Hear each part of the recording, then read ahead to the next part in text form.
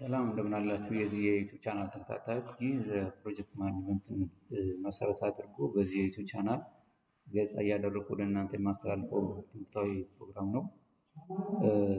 ይህ ፕሮግራም ተጠናክሮ ቀጥሏል። ባለፉት በርካታ ቪዲዮዎችን ለቅቄያለሁኝ። እነዛን ቪዲዮዎች አይታችኋል ብዬ አስባለሁኝ። ያላያችኋቸውም ደስታ ጌታሁን ፕሮጀክት በሚል ዩቲዩብ ቻናል ውስጥ እየገባችሁ ማየት ትችላላችሁ። በርካታ ጠቃሚ ነገሮችን ታገኙባቸዋላችሁ። እነዚህ ነው እንግዲህ ባለፈው የጀመርነው የፋይናንሻል ግምገማ አንዱ ክፍል ነው። ዛሬ ገለጻ የማደርገው ፕሮጀክት አንዱ ከሚገመገባቸው ጉዳዮች የፋይናንሻል ግምገማ ነው እና እንግዲህ የፕሮጀክት አፕራይዛል በተለይ ወሳኝ ነው። ፕሮጀክት አፕራይዛል ማለት አንድ ፕሮጀክት ከፋይናንስ አኳያ፣ ከኢኮኖሚ አኳያ፣ ከቴክኒክ አኳያ፣ ከማህበራዊ አኳያ ያለው አዋጭነት ምንድን ነው የሚለውን በደንብ የሚገመግም ነው እና ባለፈው ፋይናንሻል ግምገማን በደንብ በዝርዝር ገልጽ አድርጌ አስተላልፌያለሁኝ። ዛሬም ከዛው ነው የሚቀጥለው። እንግዲህ ዛሬው ገለጻ የማደርግበት የፕሮጀክት ግምገማ ዘዴዎች፣ እነዚህ የፕሮጀክት ግምገማ ዘዴዎች ምንድን ናቸው? አንድ ፕሮጀክት ስንገመግም የምንጠቀማቸው ዘዴዎች ምንድን ናቸው የሚለውን በተለይ ሁለት ዋና ዋና ክፍሎች አሉት። እነሱን ገለጻ አደርጋለሁ። አንደኛው የዚህ የፕሮጀክት ግምገማ ዘዴ ከፋይናንስ አኳያ የቅናሽ ዘዴ ወይም ዲስካውንት ሜተድ የምንለው ነው። የቅናሽ ዘዴ ወይም ዲስካውንት ሜተድ ማለት ይህ ዘዴ የገንዘብን ዋጋ ከጊዜ አኳያ ግምት ውስጥ ያስገባል። የገንዘብን ዋጋ ከጊዜ አኳያ ግምት ውስጥ ያስገባል። ለምሳሌ የዛሬ 1000 ብር ከዛሬ ዓመት 1000 ብር ያለውን ዋጋ ያነጻጽራል፣ ግምት ውስጥ ያስገባል። ምክንያቱም ዛሬ ያዝነው 1000 ብር የዛሬ አንድ ዓመት ከሚኖር 1000 ብር ጋር እኩል ዋጋ አይኖረውም እና ይህንን ግምት ውስጥ ያስገባል። ይሄ የቅናሽ ዋጋ ወይም ዲስካውንት የምንለው ይህ የቅናሽ ዋጋ የራሱ የሆነ ዘዴዎች ወይም ባህሪዎች አሉት። አንደኛው ከላይ እንደገለጽኩት የገንዘብን ከጊዜ አኳያ የገንዘብን ዋጋ ግምት ውስጥ ያስገባል፣ ያንን ያመጣጥናል ማለት ነው። ሌላው ለረጅም ፕሮጀክቶች በተለይ በጣም አስፈላጊ ነው። ሌላው ትክክለኛና አስተማማኝ ውሳኔ ለመስጠት ያገለግላል ማለት ነው። ይሄ የቅናሽ ዘዴ የመገምገሚያ ዘዴ ዋና ዋና መለኪያዎች ያሉት ይሄ ዲስካውንት ሬት የምንለው ዲስካውንት ሜትድ የምንለው አንደኛው ይሄ የተጣራ የገንዘብ የአሁኑ ዋጋን ግምት ውስጥ ያስገባል። ይሄ ማለት ኔት ፕሬዘንት ቫልዩ የገንዘቡ የአሁኑ ዋጋ የተጣራውን ግምት ውስጥ ያስገባል። ሌላው የውስጥ ተመላሽ መጠንን ወይም ኢንተርናል ሬት ኦፍ ሪተርን የምንለውን ግምት ውስጥ ያስገባል። ሌላው ኮስት ቤኔፊት ሬሽዮ የጥቅምና የወጭን ሁኔታ ግምት ውስጥ ያስገባል። ሌላው የትርፋማነትን ፕሮፊታቢሊቲ ኢንዴክስ የሚለውን ያካትታል ማለት ነው። እነዚህ ናቸው ዋናዎቹ የዚህ የዲስካውንት ሜተድ መለኪያዎቹ ፋይናንስን ስንገመግም ማለት ነው። ለምሳሌ አንድ ፕሮጀክት የመጀመሪያው ወጪው 100,000 ብር ቢሆን በሚቀጥለው 5 ዓመት በየዓመቱ 30,000 ብር ገንዘብ ገቢ ቢያስገኝ ያንን በ5 ዓመት ውስጥ ገንዘቡን ይመልሳል።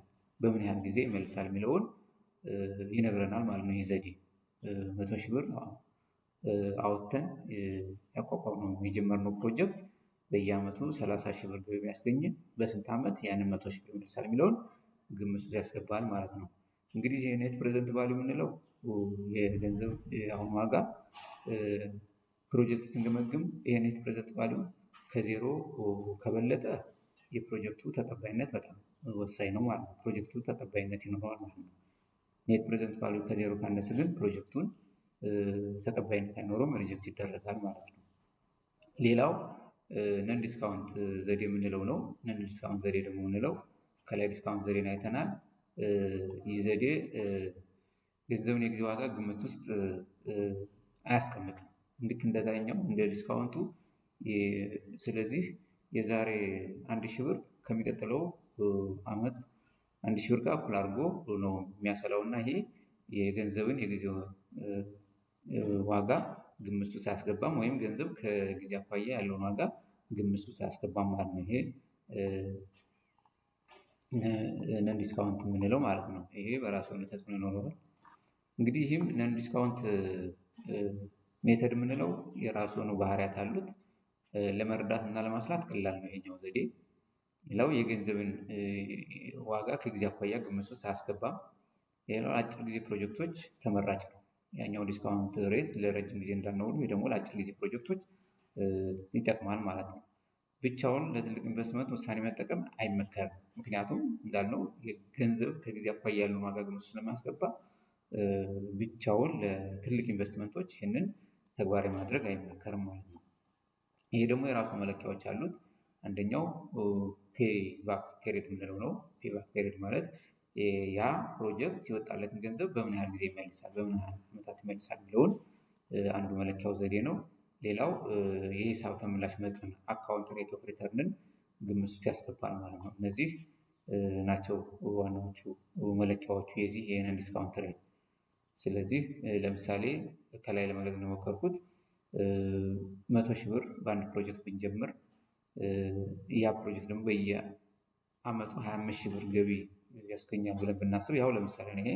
ስለዚህ በስንት ዓመት ይመልሳል ማለት ነው? ያንን 100,000 ብር ለ25 አካፍለን ይህ ፕሮጀክት በ4 ዓመት የወጣውን ገንዘብ ወይም 100,000 ብሩን ይመልሳል የሚል ነገር ያስቀምጥናል ማለት ነው። ይህ እንግዲህ ሁለቱም ስናያቸው ስናነጻጽር ይሄ የቅናሽ ዘዴ ወይም ዲስካውንት እና የማይቀንስ ነን ዲስካውንት የምንለው መለኪያቸው ከገንዘብ የጊዜ ዋጋ አኳያ የቅናሽ ዘዴ ግምት ውስጥ ያስገባል። ይሄ ነን ዲስካውንት የምንለው ደግሞ ግምት ውስጥ አያስገባም ማለት ነው። ትክክለኛነቱን ስንወስድ የቅናሽ ዘዴ ወይም ዲስካውንት ሜተዱ ከፍተኛ ነው። ትክክለኛነቱ ወይም አኪሬሲው የማይቀናነስ ወይም ነን ዲስካውንት የምንለው ደግሞ ዝቅተኛ ነው። ትክክለኛነቱ አስተማማኝነቱ ማለት ነው። ሌላው በመረዳት በኩል በማስላት በኩል ይሄ የቅናሽ ዘዴ ትንሽ ውስብስብ ነው። ምክንያቱም የባለፈውን ዓመት የአሁኑን ዓመት ከሚቀጥለው ዓመት ጋር ያነጻጽራል። እንዲህ አይነት ሂሳባዊ ስራዎች ስላሉት ትንሽ ወሰብሰብ ያለ ነው።